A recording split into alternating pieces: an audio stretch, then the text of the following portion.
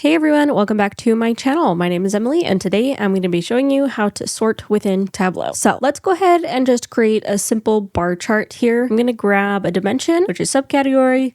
Let's also go ahead and grab a measure, being sales. Okay, let's go ahead and turn this into a bar chart here. Awesome. Okay, now that we have our bar chart, let's go ahead and sort it. So I am going to sort ascending here, and now it looks a lot better as where you can see what sales are for each subcategory, and you can see which ones are doing the best, which ones are doing the least. You can also do it the other way, where you can sort it descending. Let's go ahead and start descending to where you can see the top performers at the top if that's what you want to do. Another thing that you could do here is if you wanted to duplicate it, then you could do a fun way of a funnel chart within Tableau. But that's a little bit beyond the scope of this video. I hope that you found this video helpful on sorting within Tableau. Be sure to give it a like, subscribe. You can connect with me on LinkedIn at EmilyCollinBA. Thanks so much. Catch you guys in the next one.